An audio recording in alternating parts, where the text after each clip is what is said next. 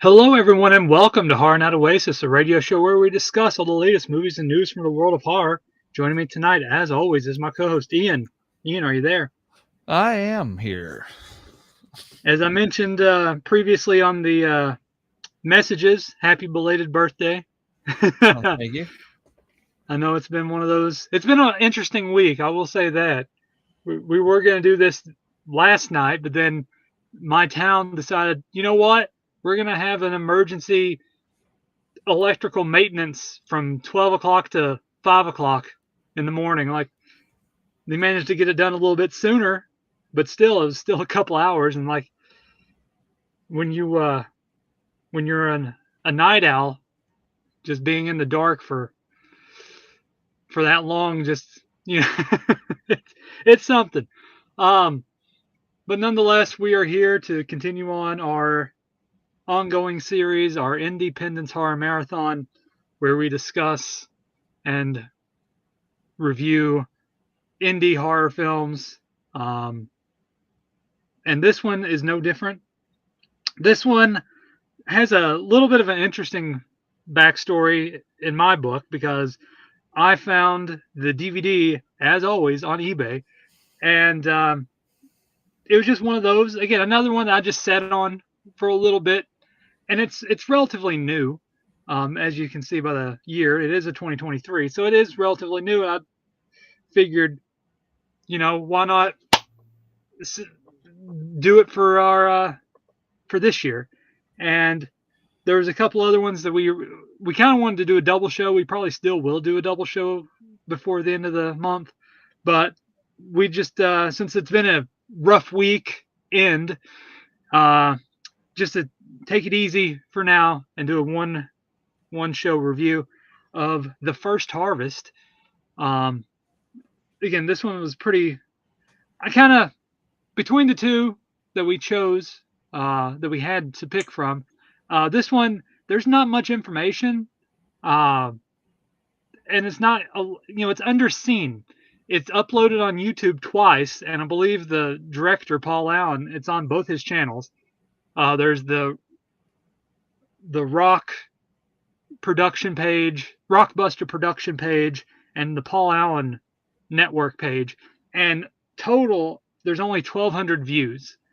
And I just think that's underseen. It's underseen. Not a lot of people talk about it, and I figured let's get a little bit more eyes on it, because we always like to see indie filmmakers and their first project and where they go. When they do more projects, and this is the same thing for this one, where I'm kind of interested to see where this one leads because there's some good ideas sprinkled in with The First Harvest that you kind of want to see continued on, and um, how they continue on the story of everything that's like set up in The First Harvest. So, Ian, let's go ahead and dig into The First Harvest. Sounds good to me. So, The First Harvest, we're introduced to Jay Sullivan, and he is played by the director himself, Paul Allen. And Jay used to be married to Emily, and um, he technically he disappeared for a little brief stint, and then he came back. And the thing, I'll just say this up front: the thing with the film, it's a little heavy-handed with its intentions, because things are kind of hit and miss with the story. It's there, but there's too many branching paths to keep Yeah. up and trying to follow a strict, narrow narrative. That's one of the film's. Again, I'm saying this early. It's really its biggest detriment. Um, okay, so Jay is back, and he's starting to. He kidnapped, um, I believe, Sophia, and she is this person that is, for some reason, she's again kidnapped, or at least they say she's kidnapped. Um, and so the detective for the town, his name is Jerry, and they're looking for Jay. And so what they do is they go to Emily, his ex-wife, to come up with this plan to trap Jay to basically bring him in or kill him in a sense.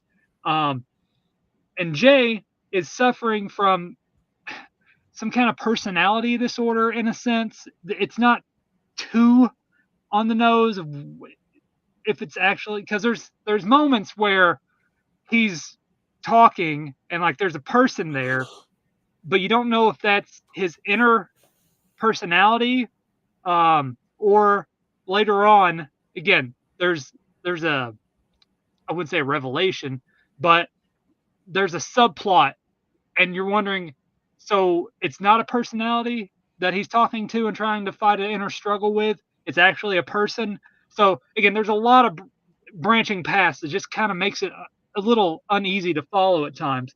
And so the main point is Jay is going around killing those that's somehow connected to him and his ex-wife Emily, for some reason. And at the same time, he kidnapped his sister, his younger sister, Jenny, and is keeping her in a shed out in the middle of nowhere, for reasons that aren't explained yet. And so that's technically the gist of the movie. And like I said, there's too many branching paths, and it's really hard to get a good idea of where the film is leading. That's the thing. Like, I think it's a solid effort for I don't know if this is his first film. It might be his first film, and he was working on this, and it says so in the because I have the DVD. There's a note inside the DVD, insert card with like he was working on this in 2021,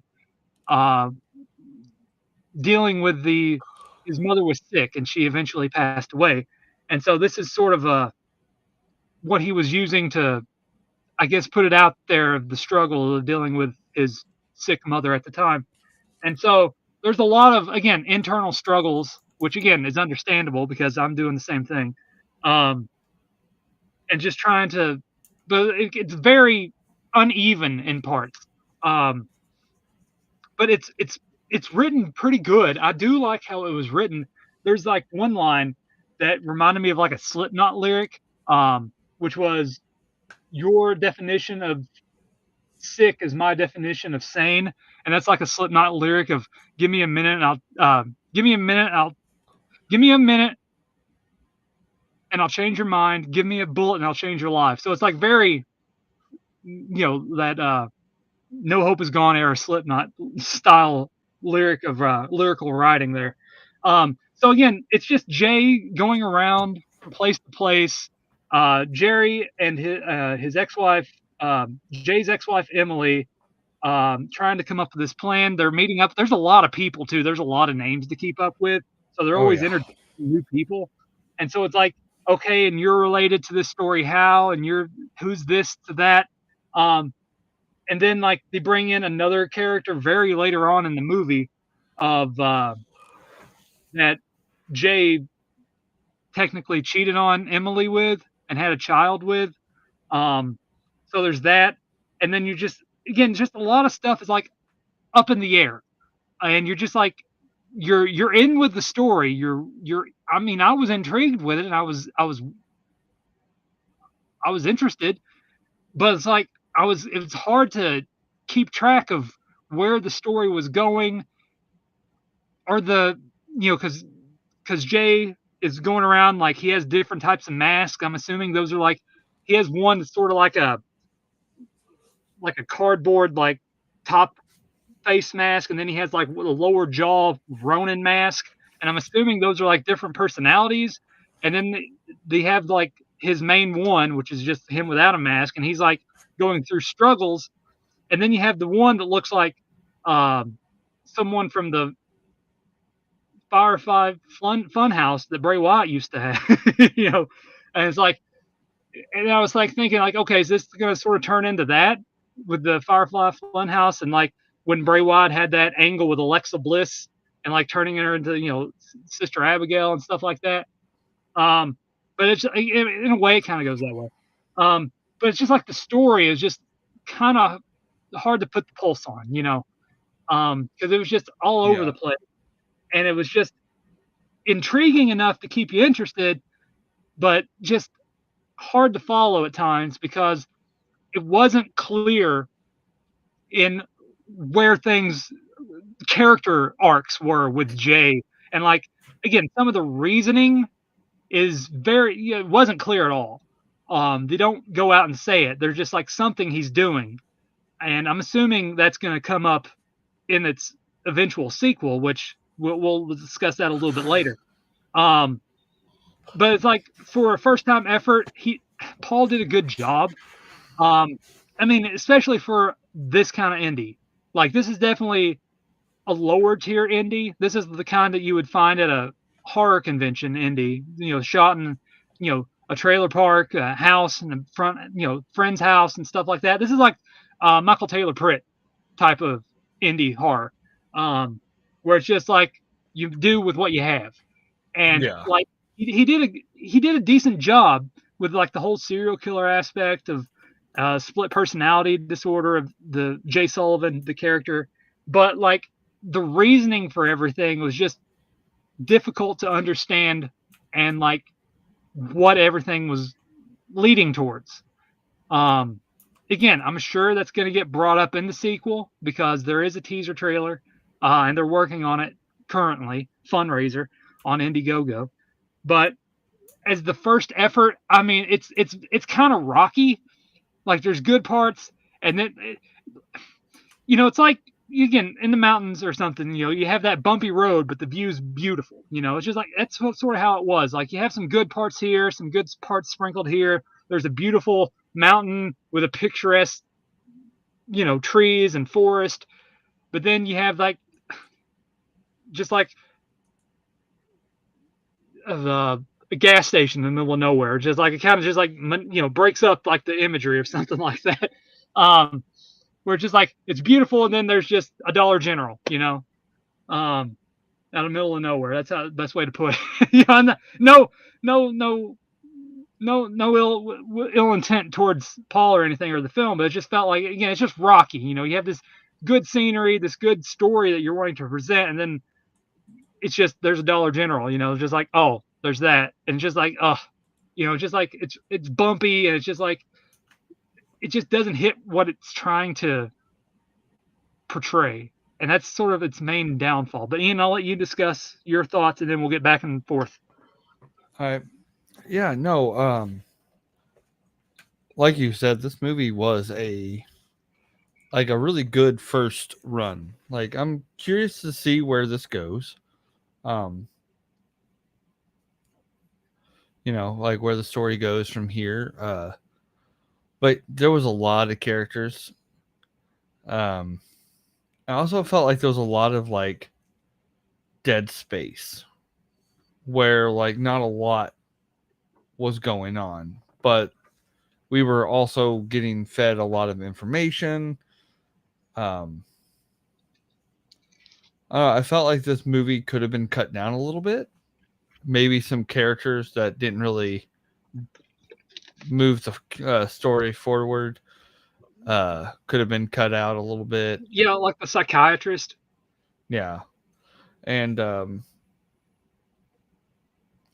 but like it wasn't terrible. Like I thought it was a really good, interesting film. But it was like I said, that was my only real big complaint. I think the cinematography was good for the kind of movie that's like low budget it is. And this audio wasn't too bad either. And usually movies like this, there's a lot of audio issues. So I think they did a really good job, production value for, doing the best they can with what they got.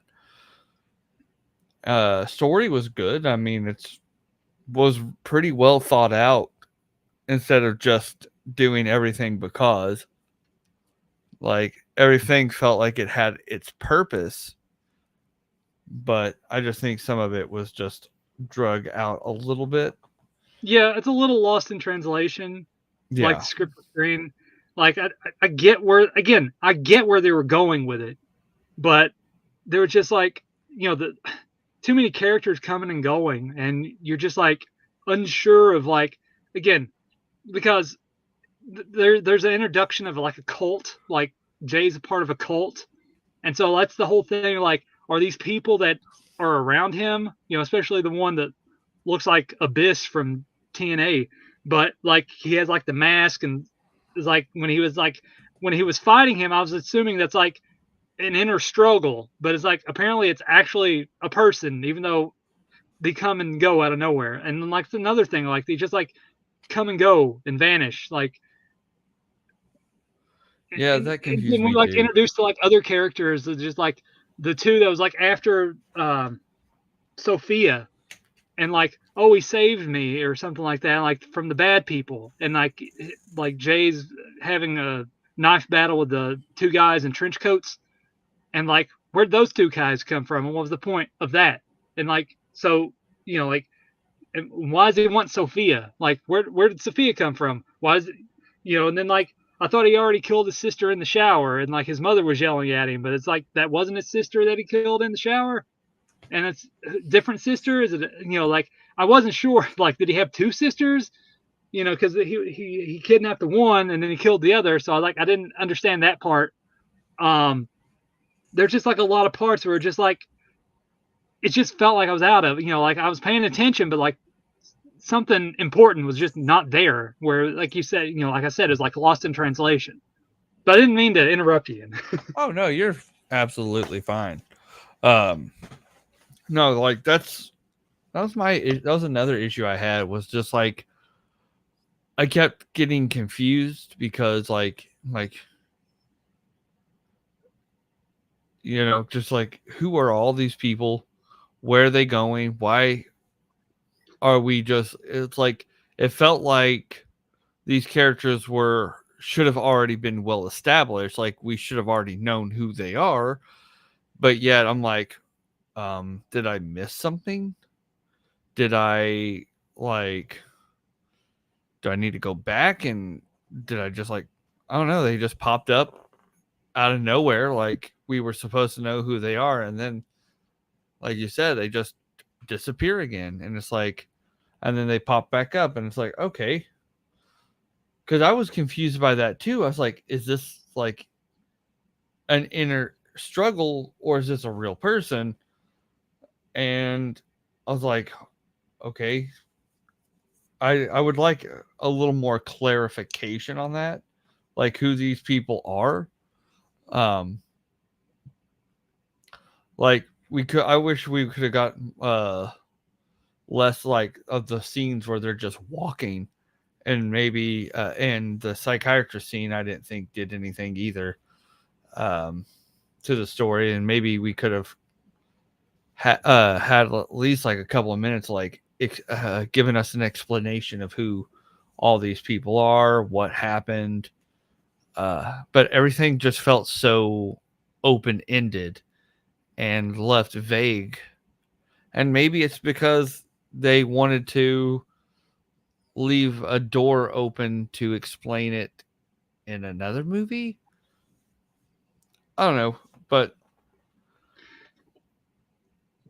Well, it's like again, like early on, like they introduced like again, like the whole point of Jerry becoming involved was because the daughter was kidnapped, right? And you had the couple, and then like they just kind of pop up here and there, and then like you think they'd get some kind of resolution to that, but no, they're just again there's a mid credits scene, and like oh that's gone now, don't worry about them, and it's just like okay, what was the it was just like come and go, just like oh, so we don't even need to worry about them for the majority of the movie, and then we're just gonna kill them off, you know. yeah, exactly. It was like, So I don't know. There's just like moments of that where it's like, and like, and I guess like again, I'm still not sure of like what his intentions are. I mean, I'm assuming that's again in the sequel because in the teaser trailer they do kind of bring in more of the cult aspect of what Jay's a part of. So Right. they become more involved in the sequel. And the sequel's called Sister Sullivan, and again, that's a spoiler. The sister, again, towards the end of the movie, the sister, Jenny, like I said, has that Bray Wyatt arc where she becomes evil. But it's just like there's like again, it was the writing was good, the story was intriguing enough, but it was just bumpy, and like Yeah. it had some good parts, and I was like really interested with the struggle of Jay, but it's just like it was kind of hard to get into that because again, you're confused if those people were real or not, and apparently they were real, but it's just like you don't know that until the end. Yeah. And that's the thing, like at least make sense of it, like so because like there's parts where it's just like it looks like it's just him, Jay, and that's his personality behind him. That's another personality, like talking, that the devil in your ear, in a sense. And that's what makes it look like it's an internal struggle for the majority of the movie. And then to find out at the end, oh, those are actually just cult members. I'm like, what? It just comes out. It's not one of those where it comes out of nowhere. It's just like, oh, now it makes sense. Like you need to have that clarity early on, because it looks like he's having an internal struggle, and those are his personalities coming out Yeah. and talking to him. Especially the fight with the one in front of the house, where it's the one that he has the child with, and it's just like they're having a fight, and like so it's like an internal struggle, but it's not. It's actually a cult member, and just like it throws it for a loop sometimes, where it's just like it shouldn't be that way. It needed to be more clear in its storytelling, and again, maybe that's just where it came across on screen and just didn't work.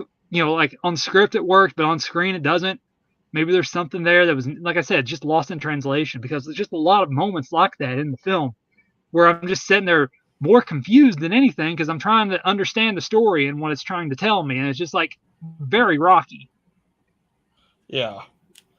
And like I give him A for effort, like Oh because yeah, this was a very ambitious movie, and like for the kind of budget they had, I really do like tip my hat off to him, because he really, you could tell like he put his whole self into this movie. And it's not bad in any sense. It's just, critics got to critics, yeah. and He went there to because he, like, if my mother died and I was going through something, I'd have to get some type of release, just exactly, to yeah, break everything, the monotony, and just like the heartbreak of losing a mother. I mean, of course, everyone's going to go through that. And just again, writing this when his mother was sick, and then the eventual passing, and then finally getting it through. I mean, it's sort of a love letter to his. I mean, in the best sense, it's like this helped him get through the loss of his mother. So I understand it. And maybe again, like some things just didn't come out as planned. And again, yeah, maybe now with the sequel, there's more of a set path where it's not as unclear, and there's more, it's not open ended where you're not second guessing a lot of stuff. And I'm hoping that the sequel kind of just goes, I wouldn't say go for the gusto, but just like it's more palpable, an easy, an easy watch in a sense, to where everything's clear, everything's, not sort of secret in a sense, where it's just like implied.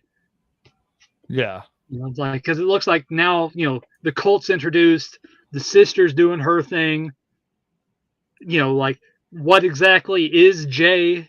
In that sense, is he sort of like a, a lumbering, Michael Myers type of person that just doesn't die? Like is he reincarnated? What, like maybe they'll get some more information in that regard with Jay. Is this another personality that's taken over his body? Like is that original Jay Sullivan, the person, dead, and now this is a alternate, different personality that's taking over his corpse? There's all kinds of different things where it could be, discussed and that happens. So it's like I'm interested to see where it goes. But like I said, this one, it has some good parts, but it's like one of those where it's a little unclear in sections.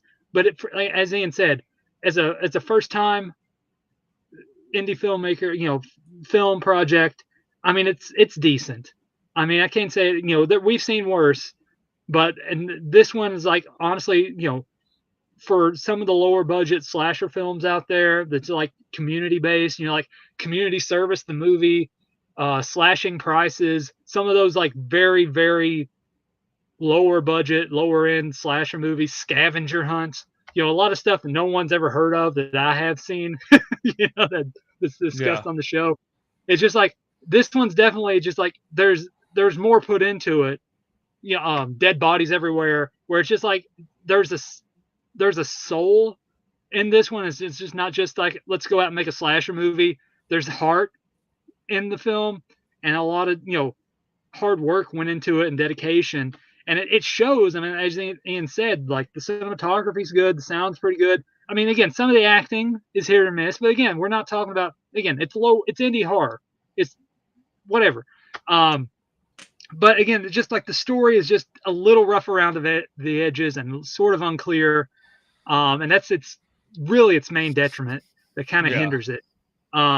But if you can get past that, it's sort of like how we were with Post-Mortem America 2021, like where they were missing all the SD cards, but he still put the best effort in there. And like, you could see all the good parts, but like, it would have been much better if they had that SD card wasn't missing. And just like, you can see all the dedication and hard work that went into the process of that film.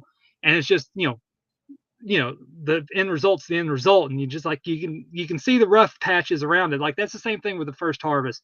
I mean, it's a decent first effort that you want to see, a director improve on their first film. And like, hopefully they do that with Sister Sullivan.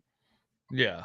No, I hope that too. And, I mean, with everything left so open-ended to the point where, you have so many questions, I do hope that a lot of it does get answered in this next film. And I'm excited to watch it. When it comes out, I wouldn't mind making this like a special review, because it does seem like something I'd be interested in. Because this movie wasn't bad. It was pretty intriguing, and I actually want to know more about this world that he is building. And just, I just hope for a little bit more, clarity in the storytelling. Yeah. But I don't think there's really too much else to go on. As I mentioned, it is available on YouTube. So actually, I'm going to put all the YouTube link for the film in the description below, and also the Indiegogo campaign for Sister Sullivan, the sequel that is currently fundraising right now. So if you're interested in seeing the teaser, it's on there. And again, like, it's kind of hand in hand that we review this, and then like they're currently working on the sequel. So as you said, you're hopefully this time next year it'd probably be finished, and we'll be able to review it on the show. And I'm open. Again, I want to see where it goes. I want to see the detail. I want to see just I just want to see it. I like the little continuity that it has and the world building that it's setting up, and I just want to see where it goes. I want to see what this harvest is about. Like, even then they don't even really go into it. I want to see what it's all eventually leading to. And that's the only, that's all you can hope for. You're just interested to see where it leads. And like, again, there's enough intrigue there that's got me, with the first harvest, it's got me interested in the sequel. So I'll be looking forward to it. And for those, check it out, give us your opinion, and let us know what you think. With that said, I'm going to call it a show. Ian, as always, it's been great talking with you. And Likewise. we will continue on this ever growing Indie-Pendence Horror Marathon next week. So we appreciate everyone for listening, and we will see you next time on Horror Night Oasis.